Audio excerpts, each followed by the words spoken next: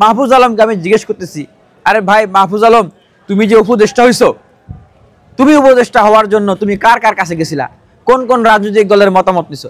প্রোগ্রামের পরে যে আমাদের সহযোদ্ধা বন্ধুদেরকে এক গ্লাস শরবত খাওয়াবো, সেই পয়সা আমাদের কাছে নাই। আর আওয়ামী লীগ 100 জনের মিছিল করবে, তার জন্য বাজেট হলো 3 লাখ টাকা। তা এত টাকা আওয়ামী লীগ কোথায় পায়? কারা তাদেরকে টাকা এনে দেয়? আর মিছিল করে, একটা মিছিল হওয়ার আগে সরকার আটকাইতে পারে না, গোয়েন্দা সংস্থা তাদের পক্ষে কাজ করে না।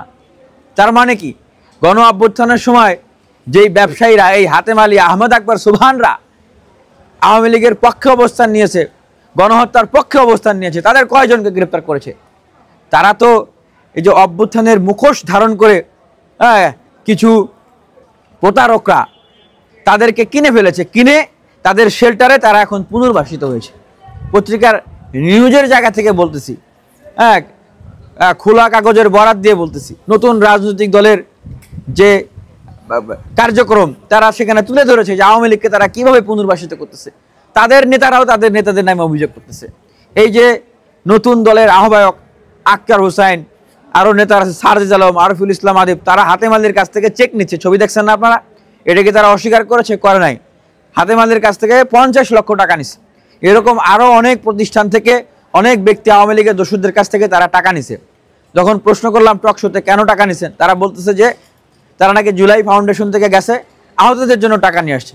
আরে ভাই, জুলাই ফাউন্ডেশনে তো সরকার টাকা দিচ্ছে। সরকারের কি টাকার অভাব যে যারা আমাদেরকে খুন করেছে, হত্যা করেছে, তাদের কাছ থেকে টাকা নিয়ে আমাদের আহত শহীদদেরকে টাকা দিতে হবে? সারজিজ আলমকে দেখা গেল যে সে প্রমি গ্রুপের মালিক, শহীদ সাহেব, গণহত্যা মামলার আসামি, তার কাছ সাথে বসে তিনি প্রোগ্রাম করতেছে, তার কাছ থেকে টাকা নিয়ে তিনি শহীদ আহত পরিবারকে অনুদান দিচ্ছে। কেন ভাই, সরকারের কি টাকার অভাব? এগুলো করে করে টাকার ধান্দায়, ক্ষমতার ধান্দায় তারা অভ্যুত্থানকে বিক্রি করেছে আর আওয়ামী লীগকে পুনর্বাসন করেছে। এই হলো বর্তমান অবস্থা। অথচ উপদেষ্টারা রক্তের উপরে, জীবনের উপর দিয়ে বসছে।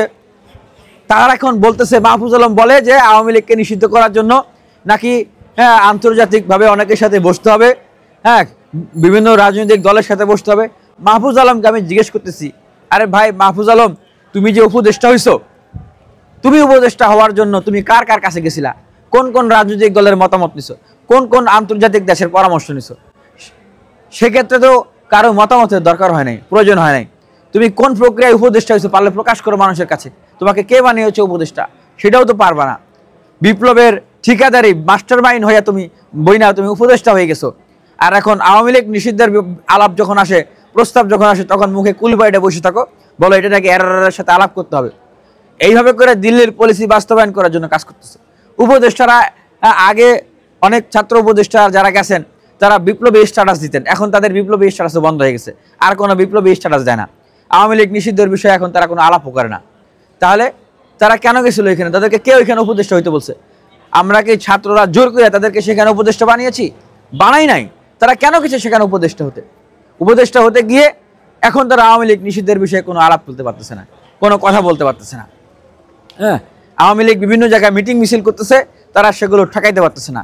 তারা করতেছে কি, তাদের যে দায়িত্ব ছিল আওয়ামী লীগকে নিষিদ্ধ করা, রাজনৈতিকভাবে তাদেরকে কর্মকাণ্ডকে নিষিদ্ধ করা, নির্বাচনে অংশগ্রহণ বন্ধ করা, অভ্যুত্থানের শহীদ আহতদের পুনর্বাসন করা, তালিকা প্রস্তুত করা, দেশের আইন শৃঙ্খলা পরিস্থিতির উন্নতি করা, অর্থনৈতিকভাবে দেশকে আরও সমৃদ্ধ করা, সংস্কারগুলো বাস্তবায়ন করা, এরপরে নির্বাচনের দিকে যাওয়া। এগুলো না করে সবাইকে সাথে নিয়ে একটা অংশগ্রহণমূলক সরকার ব্যবস্থা করে এগুলোকে বাস্তবায়ন করা, এগুলো না করে তারা করছে কি, তারা বসে বসে নিজেদের রাজনৈতিক দল গঠন করছে।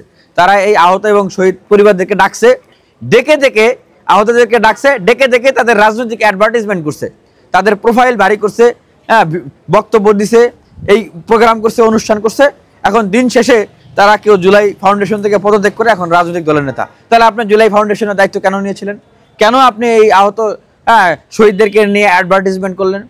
এটা তো জনগণের সাথে একটা প্রতারণা না? কারণ আওয়ামী লীগ বাংলাদেশে যদি আবার ফিরে আসে, তাহলে এই যে যারা জনগণের সাথে প্রতারণা করে এখন নতুন রাজনৈতিক দল গঠন করেছেন তারা দায়ী থাকবেন। আর এই যে উপদেষ্টারা, তারাও কিন্তু এর জন্য সমানভাবে দায়ী থাকবেন।